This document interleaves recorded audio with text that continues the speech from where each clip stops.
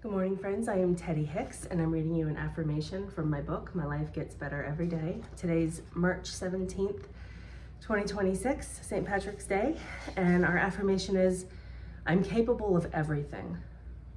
Imagine if you really believed that deep down to the very depths of your soul. What if you never doubted yourself one little bit? What if you confidently moved in the direction of your dreams without hesitation? What if you knew that whatever happened would be perfect and useful and guide you even closer to your goals? Wouldn't it be great to feel that secure? Wouldn't it feel fabulous to know you could do absolutely anything you wanted to do? Wouldn't you like to see any little challenge as another welcome opportunity to learn a bit more and become even more of an expert in your field? My goodness, wouldn't it be perfectly miraculous if it was actually that easy? What if it is? Love, Teddy. So this obviously gets to the heart of the matter, that the way that you think and the beliefs that you're holding in your subconscious mind are what are really dictating what you feel like you're capable of doing in the world, right? So if you actually genuinely had no hesitation and no doubt about your abilities, you would be able to move through the world with that level of confidence that allowed you to do anything you wanted to do.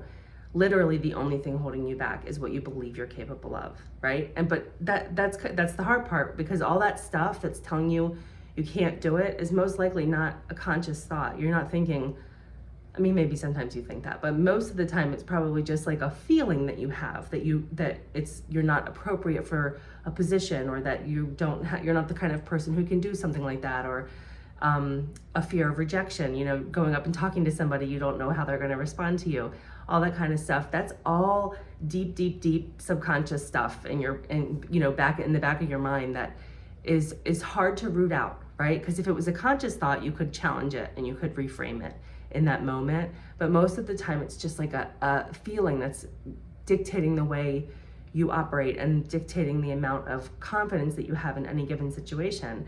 And so identifying and reframing those subconscious thoughts is a lot more work than the ones that you're aware of, the conscious ones, but you can do it. Every time you have a situation like that where you just feel like, I can't do this, but you don't really know why, right? Like there's not a clear conscious idea around it, like a firm thing that you can grasp onto. Recognize that as something that's in your subconscious mind, and you may not be able to put your finger on exactly what it is, and that's not even the most important part of this, but it's just knowing that it's there. And if you can identify it, write it down. Oh, I think this is something that is coming up from a belief that I developed a long time ago when I was a child, and that kind of thing. But if you can't do that, at least you can reframe it in that moment. At least you can say, look, I have this feeling that I'm not able to do this, but I'm going to create an affirmation for myself, and I'm going to tell myself a new story that eventually will sink into my subconscious mind and become my new operating system, right? That's really the process. And it is tedious because it takes a long time and you have to do it over and over again, because that kind of stuff built up over years, and it will take a long time to kind of reverse it and develop a new operating system, but you can do it. And so just understanding that the beliefs that you're holding are what are preventing you from really doing whatever you want to do in the world is the first step. And then being able to consciously say, I reject the notion that I'm not capable of doing whatever I want to do. I reject the notion that any part of me is not good enough to accomplish the dreams. Because remember, if you can conceive of it in your mind, if you have a belief, if you have a dream in your mind, it already exists in the universe. And all your job is to walk toward it, right? Like to keep taking the next step, even if you don't know where the path is, even if you don't know how to get there, but to keep working toward it, right? To keep looking for it, to keep exploring opportunities and opening yourself to all of the ways that the universe is going to help you get there. And so the belief that you're capable of it goes right along with that, right? Like every step you take, you have to develop a firm belief that you deserve it, that you're good enough, that you can have it, that it is there, and just never waver from that, right? Like even if you don't know how to get it, or what it is, or how exactly the steps that you need to take to get to it, you just have to develop the belief that it is for you, and that you can continue moving toward it with that confidence and that